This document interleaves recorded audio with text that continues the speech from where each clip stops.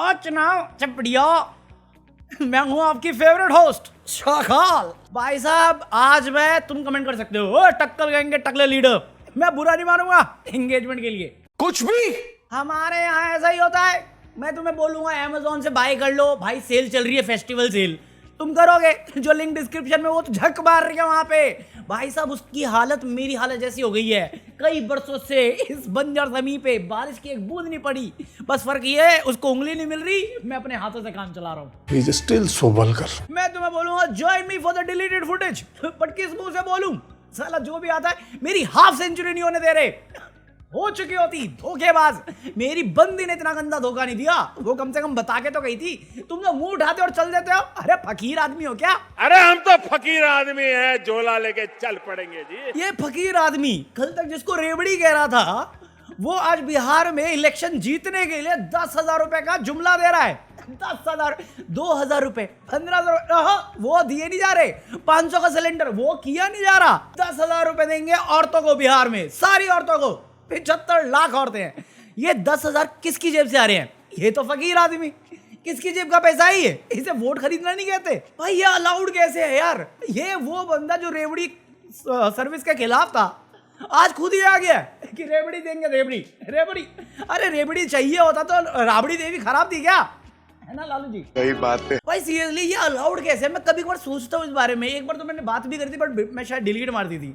Election commission को ये रोकना चाहिए। अगर आपको ये प्लान करना है तो आप ऐसे अनाउंस नहीं कर सकते हो 10,000 75 लाख औरतों को, जब आप बाद में जुमला देने ही वाले हो। और पैसा तो आप ही बोलते थे ना कि 15 लाख किसी के अकाउंट में ट्रांसफर नहीं होता है ना मोटा भाई? देखिए ये जुमला है, वो जुमला था तो ये सच कैसे है?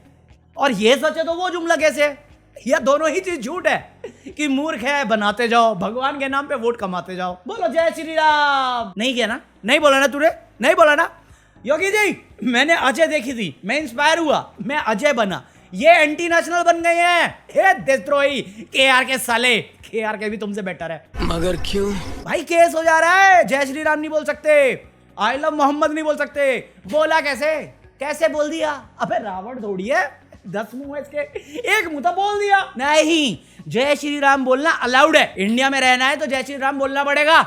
ये मैं समझता हूँ। भैया मैं मुस्लिम हूँ, मोहम्मद अपने धर्म का मेरा, तो मैं वही बोलता। हाँ मैं फर्क ही नहीं पड़ता। सेक्युलरिज्म ये क्या होता है हम नहीं जानते भाई। हिंदू राष्ट्र, लिव लाइक हिंदुओं।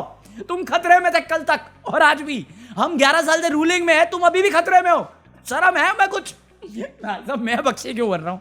कुछ शर्म आया है? वैसे मैंने ये बात मेंबर्स ओनली पे करी हुई है, बट फिर भी मैं बात कर रहा हूँ क्योंकि मेरे को बहुत समझना है।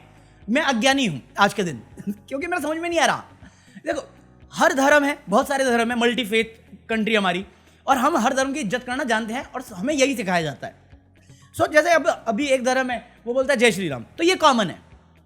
अभी किसी ने बोल दिया आई लव मोहम्मद, बट किसी ने ये सुना नहीं था तो उसको ये बुरा लग गया। ये पूरा केस है इतना सा। तू जय श्री राम बोलता है, मैंने सुना हुआ है, ठीक है। तूने आई लव मोहम्मद बोला, मैंने नहीं सुना। ये नया कस्टम बना रहा है, ये नए तौर तरीके बना रहा है। पुलिस नए तौर तरीके, अरेस्ट हिम। कोई सेंस है इस बात की? I love Mohammad anti national, देश तोड़ो, जिहाद कैसे हो गया? मतलब क्या इसमें क्या है? लव जिहाद है, सॉरी भगवान जिहाद है, क्या है ये? लिजिट यही हुआ है। कुछ लोगों ने आई लव मोहम्मद का एक बैनर लगा दिया कानपुर में, जिसमें कोई हिंदू संगठन ऑफेंड हो गया, क्योंकि ऑफेंड होना है। उनके बीच में कलेश हुआ, पुलिस आई, पुलिस ने अरेस्ट कर लिया। किनको? जय श्री राम बोलने वाला को नहीं, वो कस्टम है। आई लव मोहम्मद बोलने वाले को वो कस्टम नहीं है, ये नया ट्रेडिशन बना रहे हैं। मैं कहा इधर है ना पुलिस, यूपी पुलिस, इधर हो।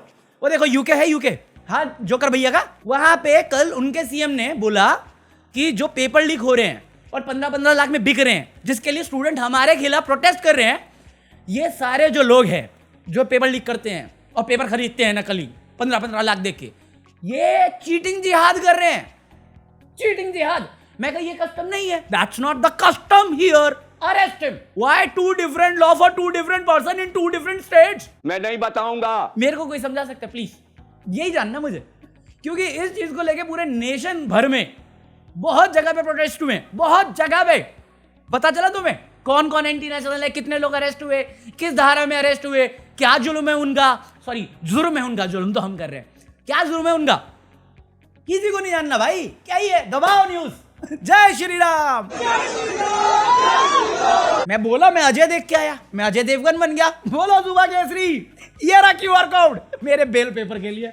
मेरे ही देश में भाई इस अमृत काल, इस विश्व गुरु देश का असली सच तो यही है कि आप सवाल नहीं कर सकते। You can't ask question to the government. How dare you? Don't be anti national, don't be टुकड़े टुकड़े गैंग। गोवर साइंस के स्टूडेंट, साले कैसे कर दिया तूने? कल मैंने तुम्हें वीडियो में बता दिया था कि उत्तराखंड में प्रोटेस्ट हो रहे हैं, उड़ीसा में प्रोटेस्ट हो रहे हैं और लद्दाख में प्रोटेस्ट हो रहे हैं, और तीनों की अलग अलग डिमांड है जो समझ में आता है। बट लद्दाख हाईलाइट हो गया, और जैसे हाईलाइट हुआ और वो थोड़ा अग्रेसिव हो गया, और इन्होंने गलती एक ही चीज करी है, मैं बता रहा हूं, मजाक नहीं कर रहा। ये डिमांड कर रहे हैं, पीसफुल प्रोटेस्ट कर रहे हैं, इतने टाइम से कर रहे हैं, सरकार इग्नोर कर रही है, वो उनकी गलती नहीं है। उनकी गलती सिर्फ एक है, उन्होंने भाजपा का जो ईमानदारी से कमाया हुआ पैसा है, जो बिगेस्ट एनजीओ है 100 साल की, उसका ऑफिस जला दिया। 5 स्टार होटल टाइप का ऑफिस, जो इनको कमाने में 100 साल की मेहनत और 11 साल की रूलिंग लगी है, तुमने हिम्मत करके जलाया कैसे? उन्हें वो पसंद नहीं आया, इसलिए पटाखे दिवाली बना दी तुम्हारे लिए। और अब तुम्हारे लीडर, सो कॉल्ड लीडर, क्योंकि वो लीडर तो है नहीं टेक्निकली, वो लैब है, ले एपेक्स बॉडी, वो कर रहे थे प्रोटेस्ट। बट क्योंकि फेस सोनम वांगचुक था, आज सोनम वांगचुक देश का सबसे बड़ा ट्रेटर है, देश का सबसे बड़ा गद्दार है, सबसे बड़ा एंटी नेशनल है, टुकड़े टुकड़े गैंग है, सोरोस गैंग है, टूल किट है। ये नेपाल के बंदे बुला रहा है, कांग्रेस का साजिश है, कांग्रेस का हाथ है, पैर है। अरे मैं कह रहा हूं वो मत बोल देना जो मैं सोच रहा हूं। मरना तेरे को डर नहीं लगता? ये लेजिट पोस्ट कर रहे हैं बीजेपी आईटी सेल वाले, उसकी क्रेडिबिलिटी पे क्वेश्चन करने के लिए। क्रेडिबिलिटी आप नहीं बना पाए, ये आपकी फेलियर है। और अभी जो इल्जाम आप सोनम वांगचुक पे लगा रहे हो, उसका इतिहास है पीसफुल प्रोटेस्ट का। अगर एक इवेंट अगली हुआ और उसके बाद आपका बीजेपी आईटी सेल उसे एंटी नेशनल कह रहा है और ये कह रहा है कि वो पाकिस्तान में था, क्या इंडियन इंटेलिजेंस एजेंसी को यह पता नहीं था? हमारा होम मिनिस्टर क्या कर रहा था? इतना काबिल हमारा होम मिनिस्टर कि आतंकवादी है उसे पता नहीं चलता है, वो इतने महीने गायब रहे, हमें पता नहीं चलता। डिफेंस मिनिस्टर जवाबदारी नहीं रखता, बॉर्डर सिक्योरिटी का आसला दे रहे हैं और ये पाकिस्तान हो गया, इनको पता ही नहीं है। किसने अलाउ किया उसको पाकिस्तान जाने का? कौन है डीप एजेंट जो तुम क्लेम कर रहे हो वो उसको फंड कर रहा है? इनके नाक के नीचे ये सब कुछ हो रहा है इतने सालों से, और ये कभी कुछ नहीं करते जब तक एक बड़ा इवेंट नहीं हो जाता। और वो इवेंट भी वो इवेंट है जिसमें तुम्हारी क्रेडिबिलिटी, तुम्हारे इंटेंशन पे क्वेश्चन किया जा रहा है। आई मीन सीरियसली, हर बंदे पे तुम सेम टूल किट अप्लाई करते हो और बाकी लोगों को बोल रहे हो कि वो डीप स्टेट एजेंट है। अभी एक पोस्ट पढ़ा मैंने कि मेरे को सूत्रों से पता चला है कि सोनम वांगचुक को डिफेंड करने के लिए बहुत सारे जर्नलिस्ट को पैसे मिल रहे हैं। मैं कहा ये लाइन कहां लगती है? साला मैं क्यों गरीब हूं? मुझे बताओ ना कहां लगती है लाइन। मैं तो ओपनली आके बोल रहा हूं, साला पागल हूं मैं। उसके एनजीओ का लाइसेंस कैंसिल। मैं कहा कर क्या रहे थे इतने टाइम तक?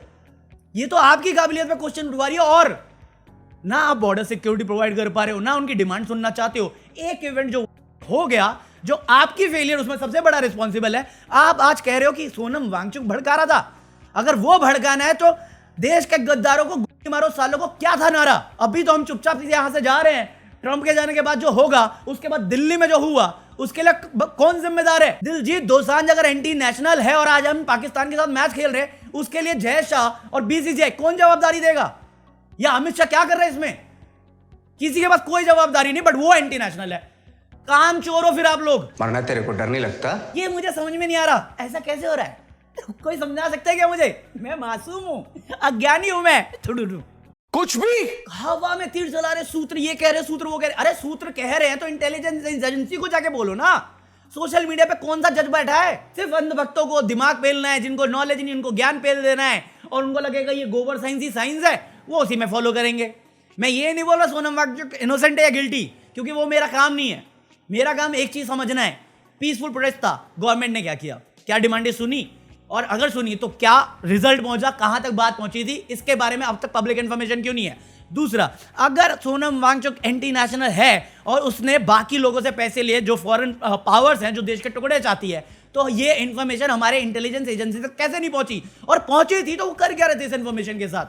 कुछ ब्लंडर हो जाए, कुछ बवाल हो जाए, उसका वेट कर रही थी। तो असली टुकड़े टुकड़े गैंग है कौन? वरना तेरे को डर नहीं लगता? अगर हर बंदे को आप लेबल करते रहोगे एंटी नेशनल, देशद्रोही, गद्दार, जैसे आपने दिलजीत के केस में किया था, और फिर जाके पलटी मार के वही चरण वंदना करोगे थूक के चाटने वाली, कोई भरोसा नहीं करेगा। ये सिचुएशन कोई बना नहीं रहा, ये सिचुएशन आप ही क्रिएट करोगे और इसके लिए दूसरों को लेबल करते रहोगे। मिस लेबलिंग यूपी में पढ़ा है मैंने केस, ये पूरा सरकारी वो है मिस लेबलिंग। लद्दाख की डिमांड समझनी है, मैंने बहुत बेसिक समझाया हुआ है इतिहास के साथ। ले लद्दाख के मेंबर जोन में पड़ी हुई है, बेसिक समझ में आ जाएगा। उसके आगे और पीछे कुछ भी नहीं है, उतनी सी डिमांड है और ये हो सकता है। बट ईगो अगर किसी के कम होगी तो, दिमाग किसी में होगा तो, ये इतना बड़ा मुद्दा बनना भी नहीं चाहिए था। ये घमंड है, ये एरोगेंस है जिसमें आप जी रहे हो। हर जगह अगर ये करोगे तो आएगा वो दिन जिसका आपको डर है, क्योंकि आप ही हो वो जिसके लिए ब्लेम आप सोनम वांगचुक को दे रहे हो। अब ये वो कौन है वो तुम डिसाइड कर लो, वो मैं नहीं बताऊंगा, क्योंकि अपेरेंटली ये भी इंस्टिगेट करना होगा।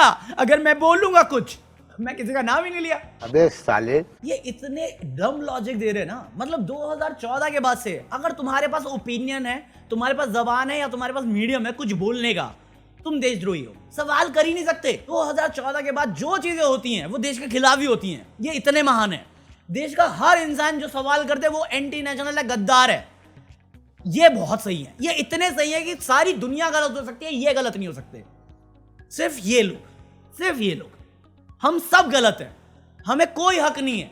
डेमोक्रेसी है हमारी बट हक नहीं है। यही हिपोक्रेसी पे दिलजीत दोसांझ ने कॉल आउट किया है। पर पंजाबी ते सरदार कौम कदे देश के खिलाफ नहीं जा सकती। अभी क्या हुआ? अभी मैच खेल रहे हो, उसमें तो बेशर्मी है, कोई एक जबान सुना, एक बयान इंटरनेशनल बॉन्डिंग है। अरे क्यों है? हमें क्यों करनी है चरण वंदना? हम विश्वगुरु है, क्यों झुके किसी के आगे? नहीं खेलते हम, इतना इंपॉर्टेंट है। जब पास में बैन किया तो इस बार भी छोड़ो, नहीं हम खेलेंगे, बेइज्जती कराएंगे, फिर कंप्लेंट फाइल करेंगे। तो गए क्यों पहली जगह पे? दिलजीत में इतनी समझ तो थी कि अगर देश की भावनाएं को आहत पहुंच सकती है उससे, उसने इंडिया में वो मूवी रिलीज नहीं की, लॉस झेलने को तैयार था। आप पैसे गंवाने को तैयार नहीं थे और आप देशवासियों को बता रहे हो कौन देशवासी है, कौन देशद्रोही और कौन देश प्रेमी है। सर्टिफिकेट बांटने के लिए क्रेडिबिलिटी होनी जरूरी है, दूसरों की छीनने से पहले खुद में भी वजूद होना चाहिए। इतनी ही बात है समझने की। बाकी ये मेरे ओपिनियन थे। कल मेरे को किसी ने बोला कमेंट करके कि भाई तूने जो थंबनेल में डाला ना ट्रेटर साला, यही देख के मैं सब्सक्राइब कर रहा हूँ। मैं क्या, फिर एक काम कर, बीजेपी ज्वाइन कर ले, पॉलिटिशियन बन जाएगा। आधी इन्फॉर्मेशन उन्हें बहुत पसंद है, लाइक कर देना। बोलो सुबह केसरी। और बाय एनीथिंग फ्रॉम Amazon, ये रहा QR code, join me for the deleted footage और मैं मिलता हूं कल। Peace out.